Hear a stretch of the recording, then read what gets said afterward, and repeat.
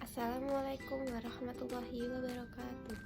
Perkenalkan, nama saya Anissa Nur Azizah, NIM 203131081, Fakultas Ilmu Tarbiyah, Program Studi Pendidikan Islam Anak Usia Dini, Universitas Islam Negeri Raden Masaid, Surakarta. Di sini saya akan menyampaikan mengenai observasi dan stimulus perkembangan sosial emosional anak usia dini. Saya melakukan observasi dan stimulus pada anak usia 4 hingga 5 tahun. Di sini saya memilih objek kajian mengenal tata krama dan sopan santun sesuai dengan nilai sosial budaya setempat. Mengapa saya memilih objek tersebut? Karena yang pertama, anak yang saya stimulus belum mengerti tentang apa dan bagaimana mengenai tata krama dan sopan santun. Yang kedua, di lingkungan masyarakat kami saat ini dapat dikatakan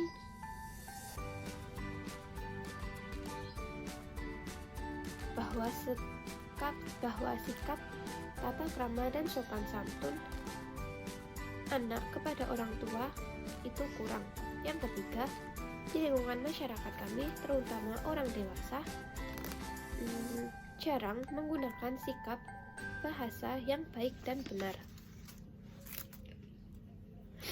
Padahal, sikap tata krama dan sopan santun merupakan unsur penting dalam bersosialisasi sehari-hari. Program yang saya laksanakan untuk menstimulus tata krama dan sopan santun pada diri anak, yakni dengan metode bercakap-cakap dan metode bermain. Jadi metode ini menstimulus dapat menyampaikan tentang pengertian tata krama dan sopan santun kepada anak tersebut. Kemudian proses pelaksanaan yang saya lakukan. Pada hari pertama, saya mengunjungi tempat tinggal anak dan meminta izin kepada orang tua.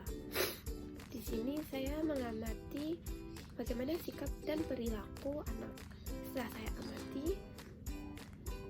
kemudian saya mulai menstimulus anak melalui metode bercakap-cakap. Kondisi awal, anak pada saat menstimulus, anak belum mengerti mengenai tata krama dan sopan santun. Kemudian langkah-langkah yang saya lakukan, yang pertama, mendekatkan diri terlebih dahulu kepada anak. Yang kedua, kemudian memberikan pengertian tentang tata krama dan sopan santun kepada anak, seperti ucapan minta maaf jika mereka melakukan kesalahan, meminta tolong jika ada hal yang ingin dibantu oleh orang lain, dan mengucapkan terima kasih jika telah dibantu oleh orang.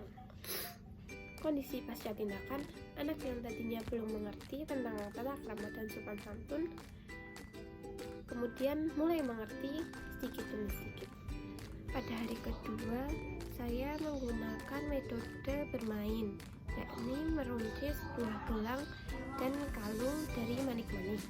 Kondisi awal, di sini anak masih belum mengerti tentang bagaimana cara bersikap sopan dan santun kepada sesama teman.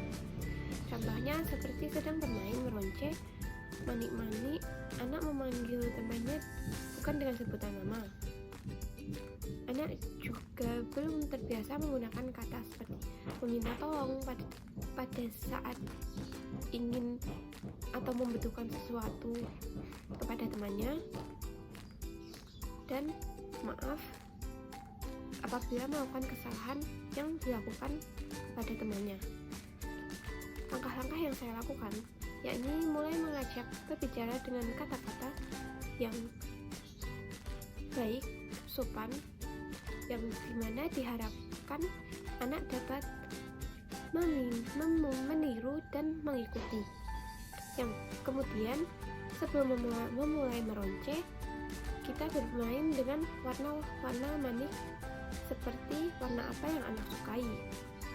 Lalu dilanjut dengan meronce gelang dan kalung yang dibuat bersama-sama dengan manik-manik yang sudah tersedia. Kondisi pasca tindakan, di sini anak sudah mulai memanggil temannya dengan sebutan nama, walaupun anak masih sering lupa, dan anak masih sering lupa dalam mengucapkan kalimat seperti meminta maaf, tolong, dalam sesuatu hal yang anak butuhkan. Hari ketiga, di sini saya menggunakan metode memasak atau cooking. Pada tindakan awal, di sini anak terlihat sangat bersemangat dan terus menanyakan apa yang akan kita buat pada saat permainan memasak nanti. Di sini langkah-langkah yang saya laksanakan mengajak anak untuk menyiapkan alat dan bahan, memberi anak tugas untuk menghancurkan biskuit yang akan digunakan, tidak lupa menyertakan kata meminta tolong agar anak dapat mengikuti. Setelah itu, anak menuangkan biskuit yang sudah dihancurkan tadi ke piring.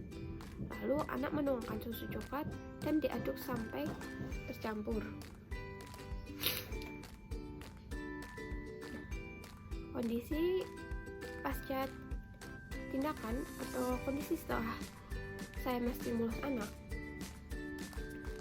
masih terlihat bersemangat dan gembira.